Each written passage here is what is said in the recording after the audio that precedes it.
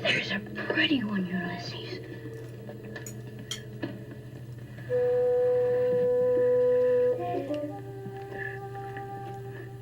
There it is. So hello, BookTube. I'm Shawn the Book Maniac. Welcome back to my channel, and I'm here with a really special guest, Oly Bliss. Oh my God. Oly is no longer making videos. We're going to probe into all that, but I am delighted to have him here for a bookish chat on my channel. So Oly, welcome, welcome, welcome. Thank you very much. I am absolutely delighted to be here. It's an absolute privilege. It's just fantastic. So how are you doing? I'm good, thank you. I mean, because it's a really weird time, isn't it? Like, because I stopped making videos just short of last year, and we, in the UK, we're entering into discussions about whether or not we're leaving Europe, and now that is kind of resurfacing again, and then lockdown happened.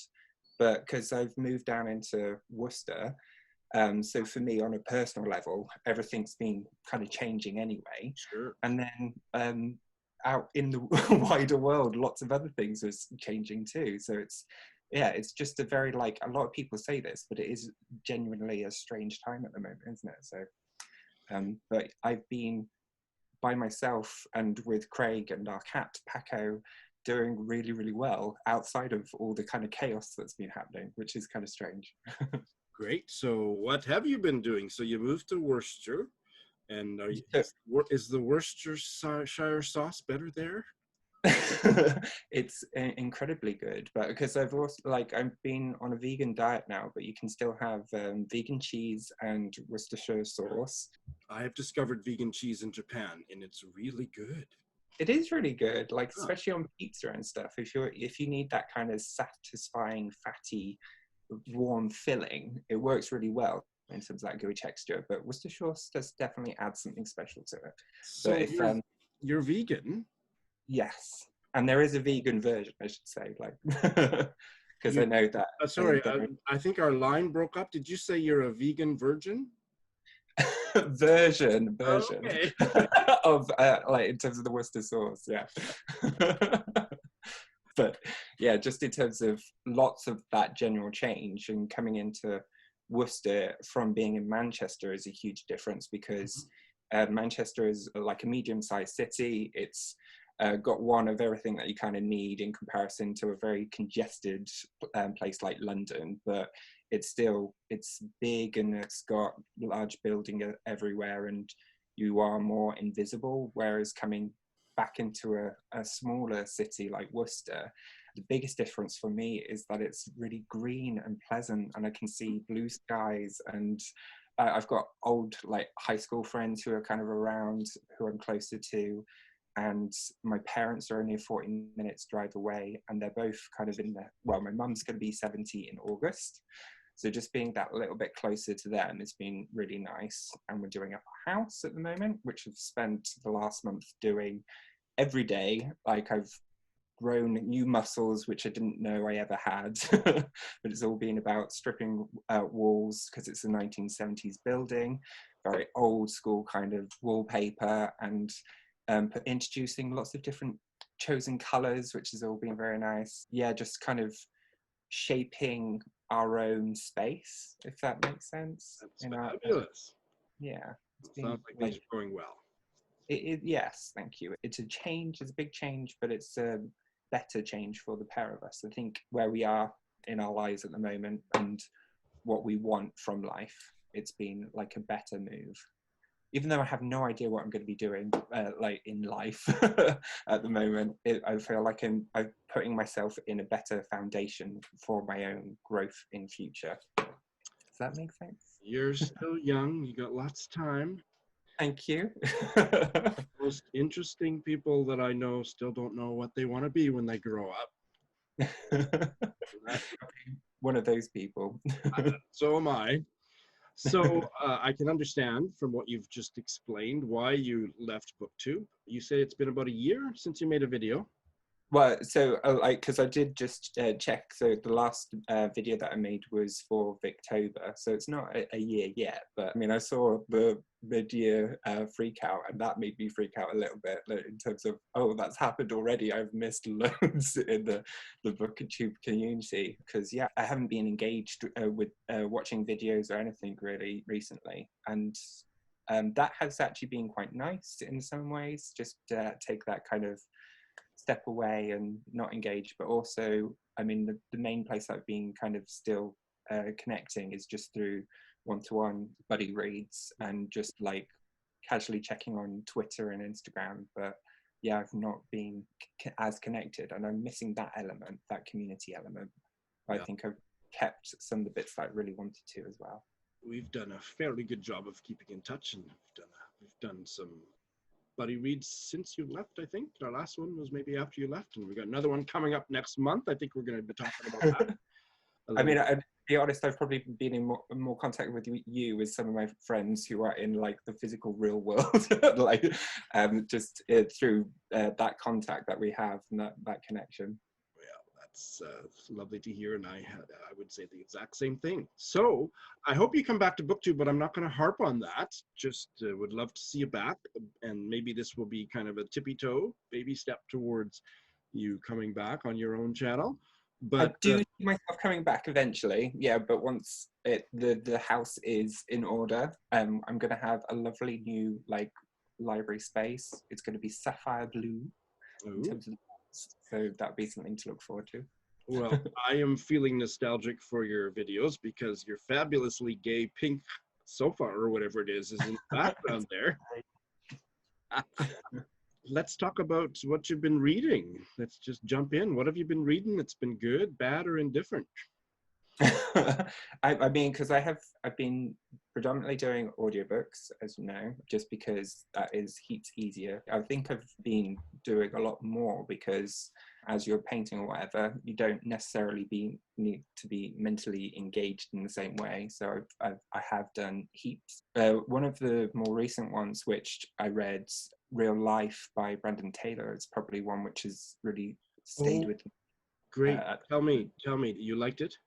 I did, yeah, I really liked it. It did make me think of Stoner, which I read maybe like a month or two before, and I know people have a lot of connection with that book. Including me. I love Stoner. I love Stoner.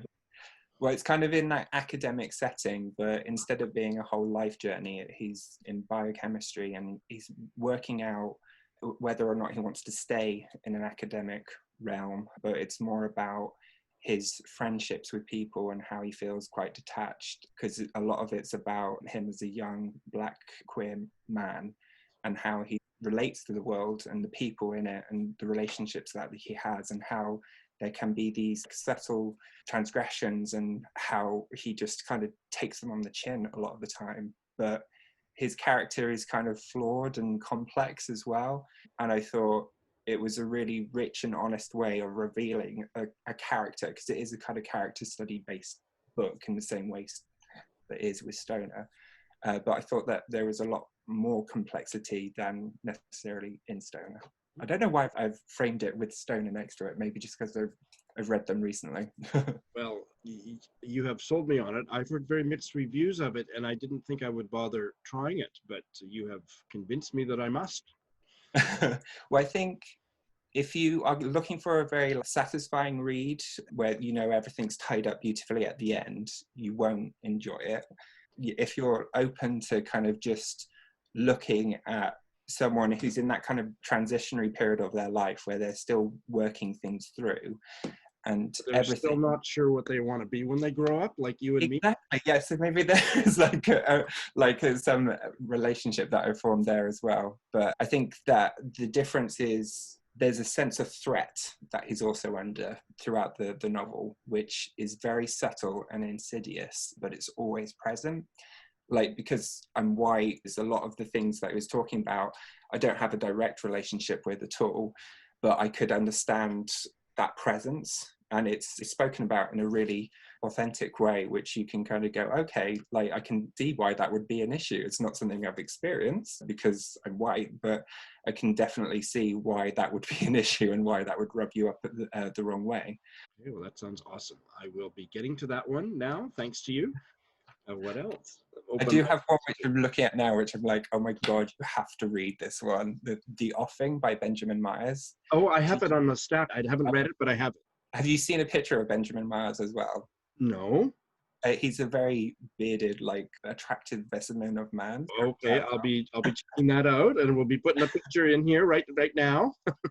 But the book, though, is just beautiful. It's perfect for... What's the temperature like over in Japan at the moment? It's around 30. Okay, yes, because it's so sunny at the moment here, especially because I'm surrounded by countryside now. It's a really delightful read because you can just soak up all the sun and the energy of it. But it's set just kind of post World War II. Okay. It really only focuses on 2 characters. It's only a short read. It's one of those ones which you can do in a day or 2. It's about this young guy, I think he's about 16, comes from a coal mining family, and he's kind of just setting off into the world, into the north, and he's having a bit of an explore. He comes across this woman called Dulcie, and their interaction with each other, they're 2 very unlikely characters who shouldn't kind of connect and work with each other, but they just click. And she's quite educated woman, clearly comes from a background of wealth, and she's quite worldly, and he is just beginning to experience the world, and she's willing to nurture him in a certain way. And it's just so lovely. Like, I don't really know why it's lovely. There's something about the language, and I think also because living in the north and being around the north, I have a relationship with the landscape that he portrays in a way. It's a good summer read. I've heard nothing but good about that one. Have you read others by him? I've not. No, I've not. I did see him talk at Bradford Literature Festival, and that did make me more curious about him. And I did this as a buddy read with Milena and Joe, who both are quite frequent commenters on other people's channels. Joe Smith? Yes. Joe and I started another buddy read last week. Oh, okay, lovely. We do lots of short story buddy reads. So yeah, we've been just connecting initially through Virginia Woolf, and the 3 of us kind of have done regular buddy reads together. But yeah, I actually got to meet her in Birmingham. I think I might have seen some photos of that memorable meeting. Now, who was the other person? I didn't catch the other name. Milena. Is she a booktuber? So she has done a couple of videos, but she only very sporadically. Okay, I think I know who that is. To comment on your, I think for whatever reason, we have a very similar taste, but we come at very different lens when we're reading the books. They always pick or cling onto something differently to what I do. And I think that's kind of similar with us two as well sometimes, isn't it? It's the beauty of a good buddy read. No, which is why I like doing the buddy read. So it just reveals something different to the text, doesn't it? But yeah, Joe is lovely. So hi, Joe. I love Joe to death, and I keep about once every 6 months I'll say, Joe, why don't you start your own channel? But she quickly bats that suggestion down. But she's a wonderful buddy reader and a great part of the booktube community for sure. Yeah, definitely. Yeah. I want to hear more about what you've been reading, but let's kind of loop around. So the last thing that you and I buddy read was Ohio, and boy, has that book stuck with me. Has it stuck with you? Definitely. It's an interesting one as well, because I think the structure of the book, because it's got all those different characters, is something which I've kind of thought back to, because I've read since then Daisy Jones and the Six, and Now is the Time to Say Goodbye, which is Del Peck, and both of them have, I think, like 4 or 5 characters which you hop between. Ohio, in terms of the way in which they have different identities, is really strong. I mean, I do remember us talking a bit about it in terms of some of the political things that they kept on bringing up, and each character would kind of link into that, and I did feel like that was the author's voice coming through. But the actual mystery and the place that it sets out for you has definitely lingered with me in terms of going back to that. It has stuck with me, and what I think has stuck with me the most is the power of the sex writing. Really? When he wrote about sex so powerfully, and I mean, it was integral to various plot points, so it wasn't gratuitous. So I think back to that, and I have been talking on BookTube in various videos, doing the sex and literature tag, among other reasons to be talking about sex in literature, and that was definitely one of his strengths. So I have been thinking about sex on the brain, sex on the brain. I'd recommend the Dale Peck one then, because likewise, it's a mystery. It does have some fun, sexy scenes as well, but it's a bit more queer, so that might tick more boxes. Dale Peck, I read his, I think it was his debut, Martin and John. Well, fucking Martin in the UK edition, right? Yes. And you love that book. I do love that book, yeah. I know, because on Audible it was an anniversary one, so even though I'd read it as a book several times, I did purchase that one as well. And to hear it done and narrated, it really brought it to life in a different way as well. Like, for me, it is the most enthralling read. I don't know necessarily why. I think it's just the way it covers different forms of relationships between these two characters in different imagined scenarios and ways, but the thread running through is that kind of deep connection that you can have with another human being, even though it ends quite desperately, and the reveal is brilliant. All I remember about that book, I read it probably, maybe not before you were born, but you would have been not old enough to be reading it when I read it, when it came out. And, which reminds me of a funny anecdote that I'm going to ask your permission to share in a minute. And all I remember all these years later is that I loved it, but I can't remember a blessed thing about it. So I need to reread it.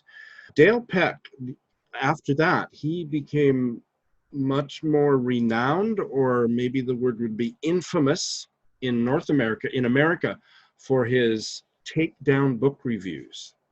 Do you know about that part of him, that side of him?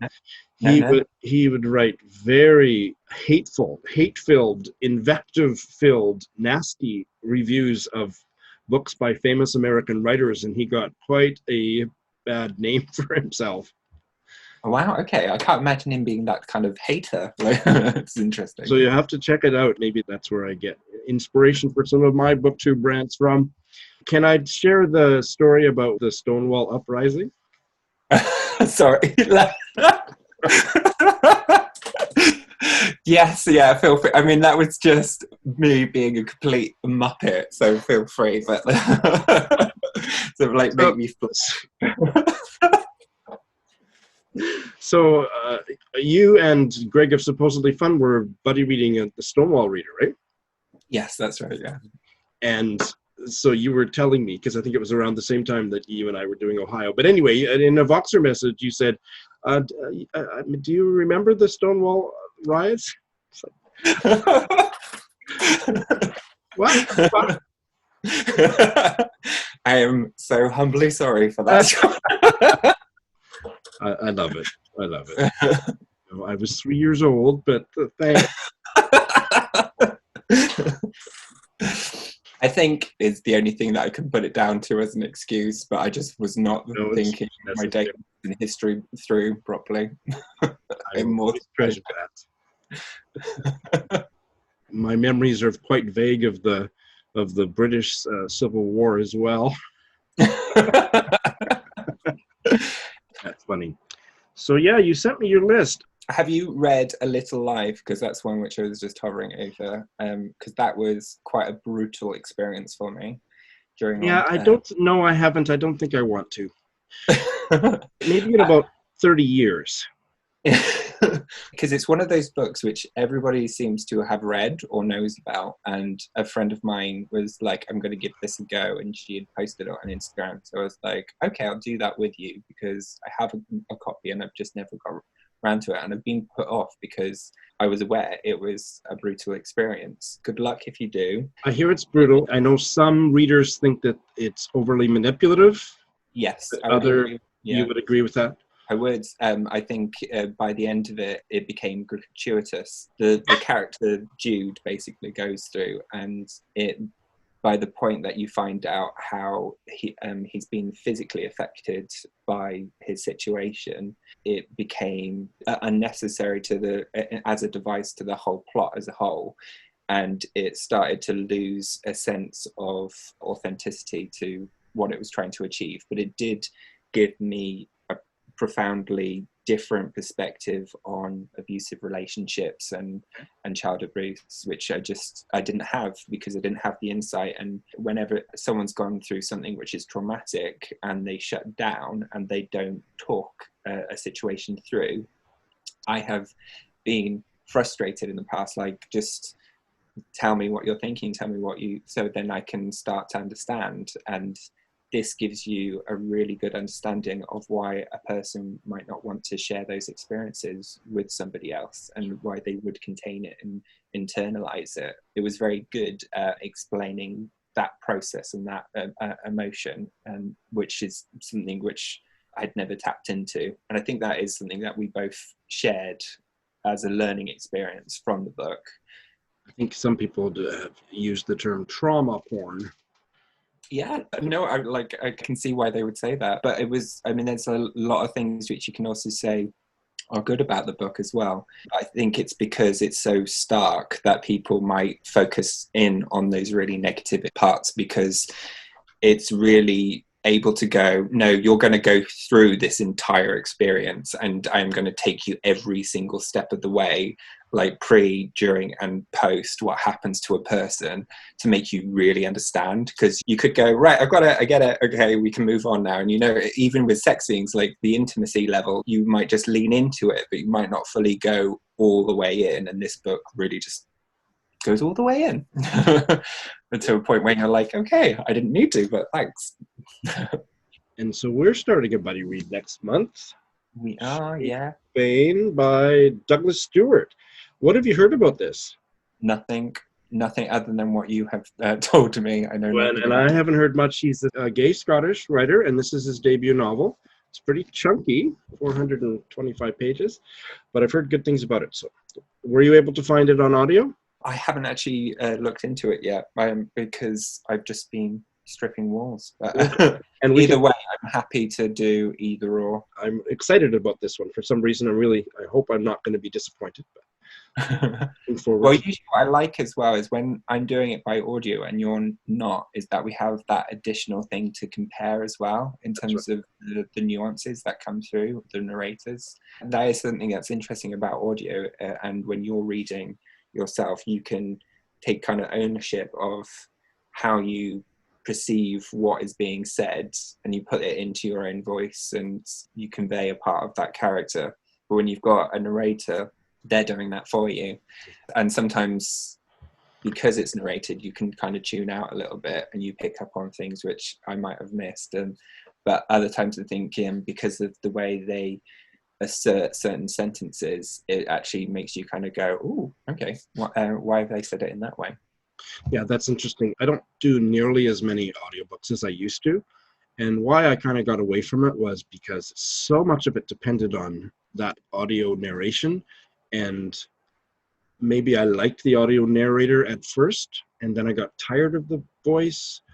And 9 times out of 10, I had trouble staying focused. But if that voice sucked me in, and I'm talking about the audio narrator's voice, then I could do it, whatever else I was doing, stripping walls or doing something, and I was completely focused on it. That became more and more rare for me, so I kind of got away from it. I'm doing an audio book on my exercise bike every morning and every evening when I manage to get back on it in the evening, and it's Samuel Richardson's 1760 novel, Clarissa. Okay. And the narration is fabulous, but I have been working on this audiobook for more than a year, and it's 3 volumes. The audiobook is 3 volumes, and volume 1 is 34 hours. Oh my God, okay. And the other 2 volumes must be of similar length. So I'm getting close to the end of volume 1, but it's very easy to listen to because the narration is, but it's a big commitment of time. That's huge. That probably does make it a little bit easier when it is that big, that you don't necessarily have to put as much hard work in. And if you're expending your energy, something physical for yourself as well, it feels like you're maximizing your time in certain ways. I think that's also why I like doing it on audio, because you can do something else, can't you? You can be going for a walk, you can be cycling or whatever, and that feels like you are maximizing what you're doing. Have you bailed on anything recently or read any books that were less than good? A less than good book. Okay, so one which I felt like could really, in terms of books which were really are really long and didn't need to be, IQ 84. Okay. What I felt a little bit irritated by was that in the book, it's because it's kind of one of those metaphysical books where it makes reference to what is real, what isn't real. 2 moons. Exactly, yeah.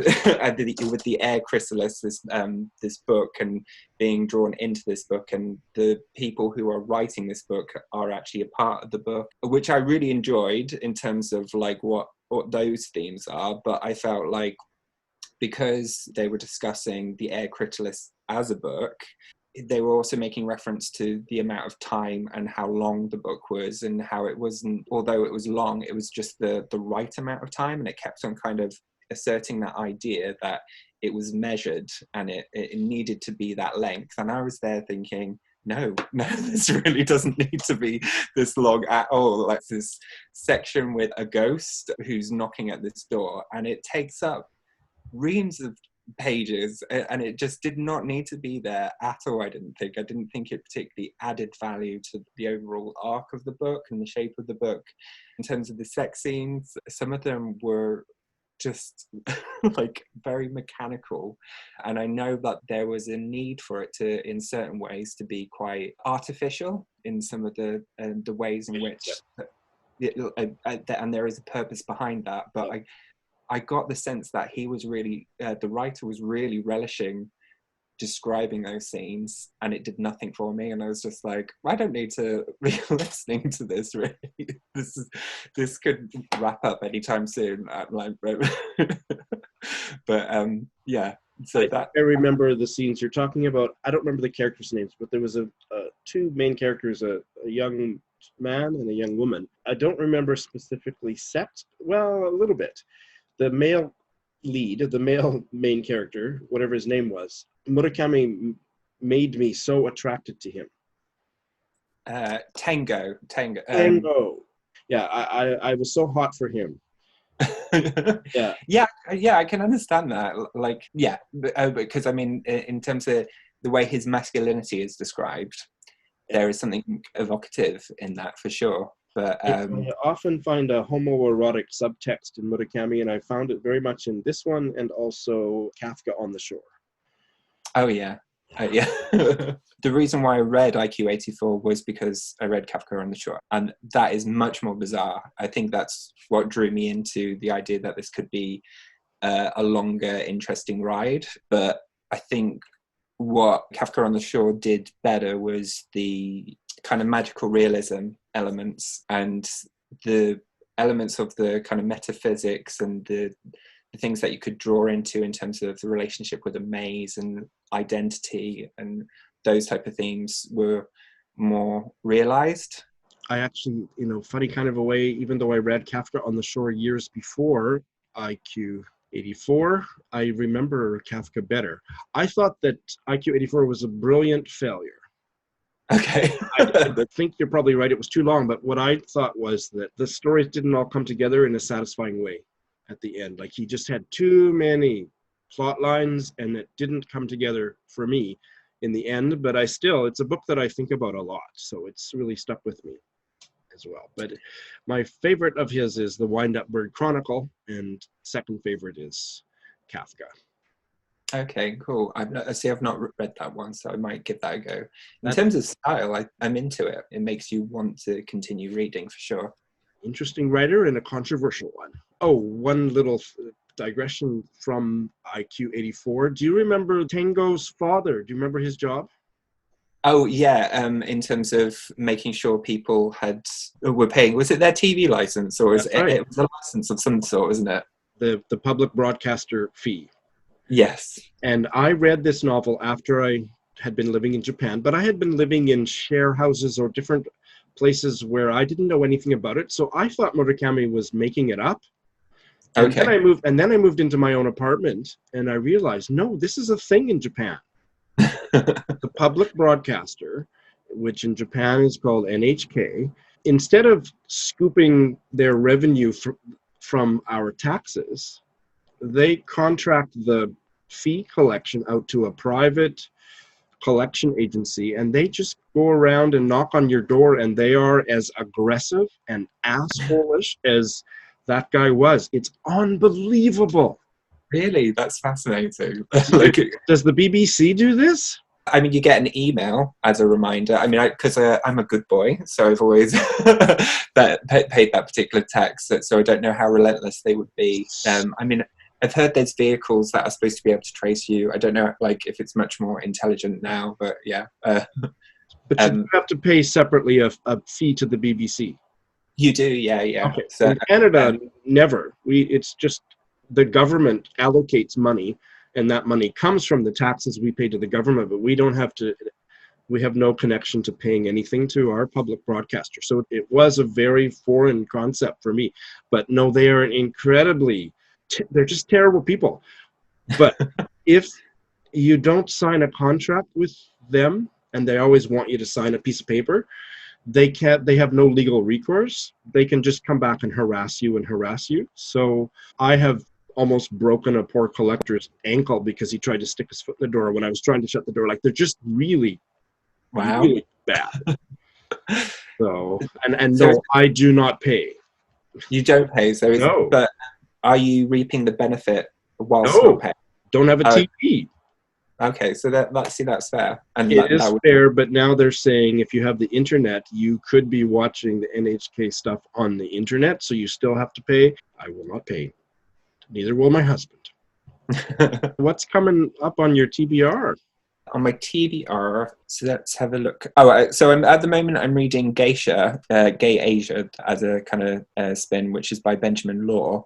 I've just kind of started that. He's an Australian guy who is a journalist, and he's gone to different parts of Asia, and at the moment he's in Thailand, so it's only just kind of begun. He's kind of one of those quick, witty writers who I mean, he's in his 20s. He's just trying to learn different cultures and what people's perspectives are, and he's just asking people about their experiences as he's going around, and he's just retelling his tales. So it's just kind of fun insight to areas that I've never traveled to, but also with a queer lens. So that's right up my street as well. And kind of makes me also, particularly because we've got to travel anywhere, makes you want to go to all these different places that he's been to.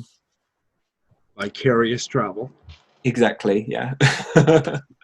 My TBR is endlessly huge, as everyone's is. At the moment, I'm also doing the Night Watch with Joe and Milena. We're just kind of starting with that one. One which I'm looking forward to is On Earth We're Briefly Gorgeous by Ocean Vuong. Okay. I've only recently been introduced to them, and I'm just curious to see a poet go into a full debut novel. I'm not going to say too much, but I loved Ocean Vuong's poetry, and I have read the novel, and my advice to you is don't watch my video about the novel until after you've read it. Oh, really? Okay, so you're not a fan. You're gathering something, but I don't want to say any more. I want you to go into it, and lots of people love it. I hope you do too. I hope you do too. Thanks, my dear. It has been an absolute treasure to be spending this time with you, Shawn.